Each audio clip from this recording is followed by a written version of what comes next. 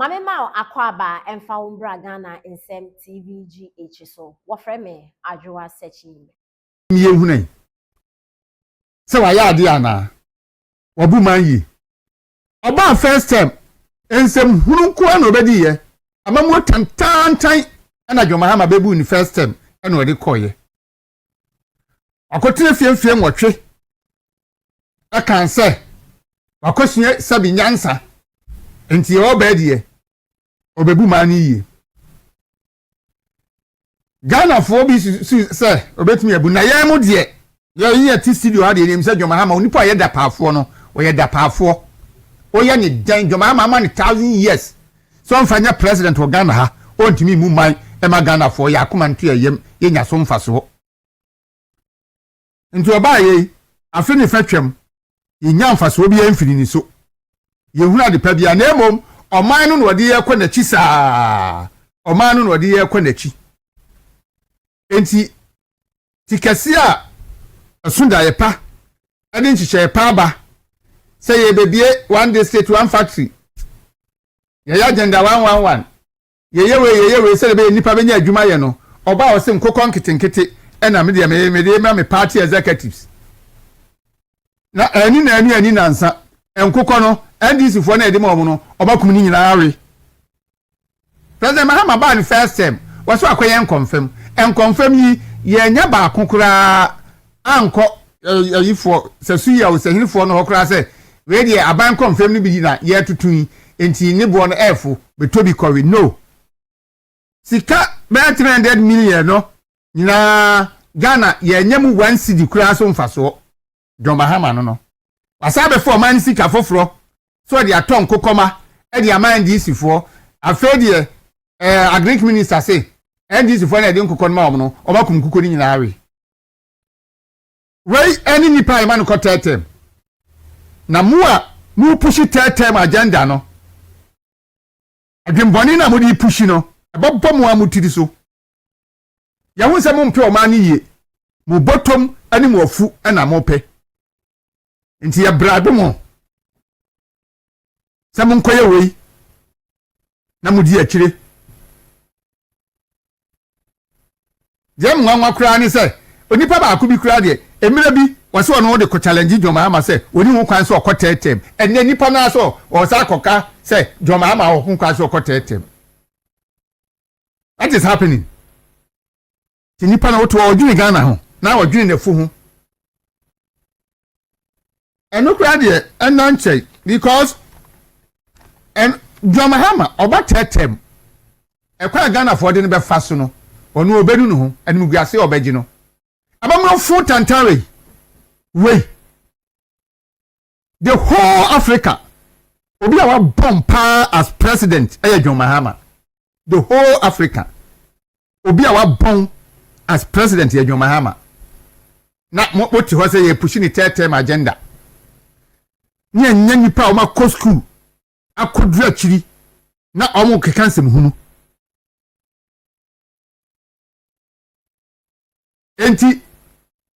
sikanti school na nipa kono ye man kwada no hunu so mfaso enka se we wo school adu akiri ye professor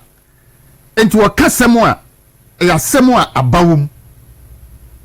na mo kekansem hunu sa Ghana fo omra mo de mo nko ene court yi Dwomahama parking nkrofo a parking nkrofo nko a ti mo fa nko Dwomahama mra tetem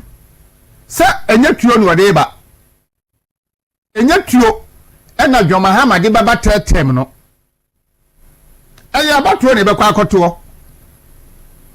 na so wini odi aba wo mutimu pa ne se 2028 e be wiem Ghana be ya de 2028 December 7 Ghana be ya de papa se Ghana for betina ho se Dwomahama mamu ofu tantanwe onmunsa me wiabem it will never happen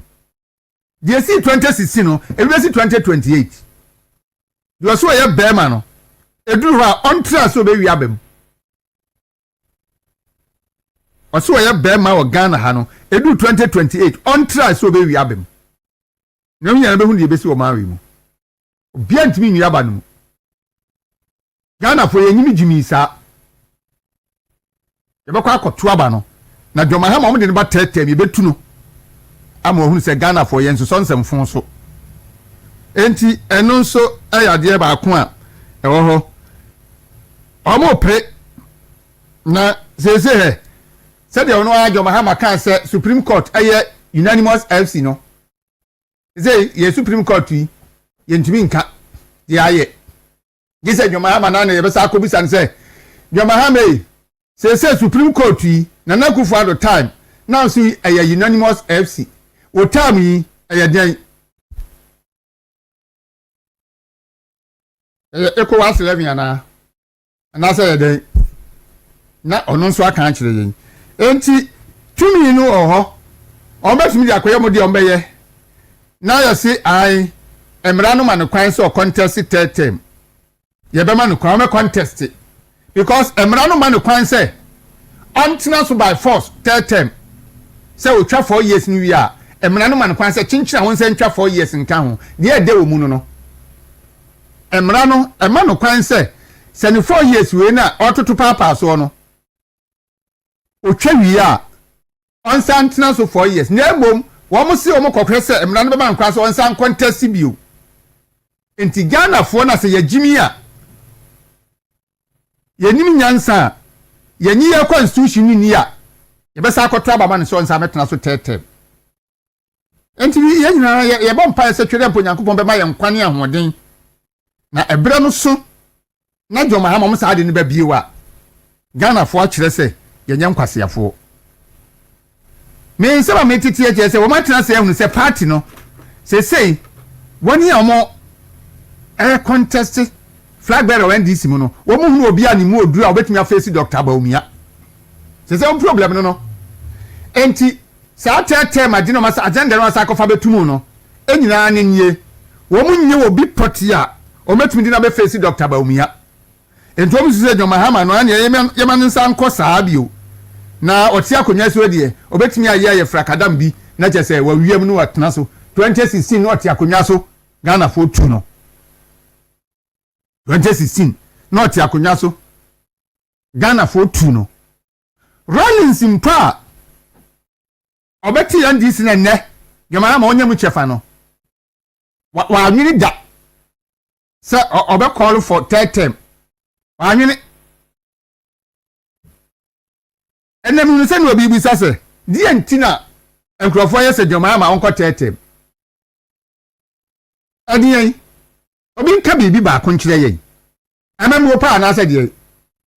anase na tem didie na dabi ogina ha na odidi Ghana fo atem na otutu chiki ma Ghana fo no nti ana anase sika na wo chiche ma mo no nti ana mo pese okobio na manya kwan diska no anya sa ye Fourth Republic senka mamu papa me yakotete man ka president kufo ne man ko tete kane asana na na kufu ado abeto aso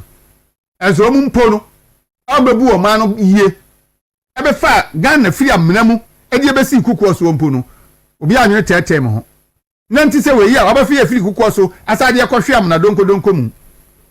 na ye ka tete ensem amano nti eno no mo amode mo se mo nwene o man no ho na emo afu na mo dwene a mu pushi that agenda no onyame tisoro hwe mo onyame wotisoro wo hwe mo Ghana fo nso ti asase su ye hwe mo ti mo nwene nkwachi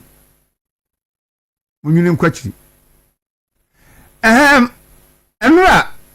be kirem so useless government na ba ye Ghana fo wuo nkwa na ye wuo moja nkwa na esu egu na ye fe ngu om so they shouldn't be escaping with just arrest. What is the next miracle then what on che na munni munyansa nti na mudi sa munti ha Dennis Miracle Abuaje is a Ghanaian politician who was previously appointed as a presidential staffer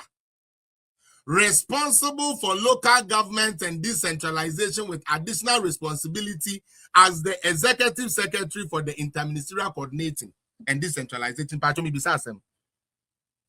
se committee bi ekoye sika ho se bi sika semu a me pa achewo eya na eye presidential staff ana ono na egi information oye liaison ema committee no any executive no me pa achewo eya ono na ya omorane disbursement of sika efa no wa na we are critical thinking. We are not even going to go back far. Let me show you how dumb these NDC people pretend to be. Me say, Dennis Miracle Abuaje, ye really say, or your presidential staff are responsible for local government and decentralization. Ye say, obey executive secretary, meaning presidential executive secretary. Edi Amadein interministerial coordinating committee. And me be say ni na say, obi or your presidential staffer or your liaison. Say ye disperse ska me patcho ono na ye discussion and sasa on fankwa ye djuma na me patcho somebody should help me. Erudite, is that how it works? Maybe I'm wrong. These people are evil. These NDC people, they are just evil. Omonya papa. Maybe someone say we are critical. NDC for na mu di atem mu wa hemu ntromre. E dey na mu ye. Muna mebe dante so muna mebe dina ha no CEO na dia na ye ready say no nye CEO or your presidential staff are responsible for there and the man executive then secretary. So a liaison between the committee and the executive. Pretty much that's what it says. And me bisa say and this is for no mo ya next time mo ba me page ni so am ya block mo say mam me kasa me hu and this ni bia me mo block because they am ye na enye mo be dina ha di matem. And I'm not be from any as I say, I am my Danny. I feel the man said, the Yoko Trono, I am Cassia Samuel, into ways where who do water. It's not they be a more arrested, but more fan cocotte. Answer when you may go as it. Now, some of the bay politics Ghana, or you can't even move Jano. Answer what Ferry. Ujina see her, wait, be at them. Now, maybe tell them how stupid this even charges are. Maybe tell them the intia. Maybe say me didn't kakra no be at here clear. Say and say government we find themselves in a tight corner. Government we finding a whole tight corner. Uncle arrested one popular MPP ni. Uncle arrested TikToker. Na yanko ken no asem. Na yenja umkrasi aban no mubu na no. President now, or then the nine left can be right now, or nanti cheku no who the oil no. Ujina the president that me na me experience, but we me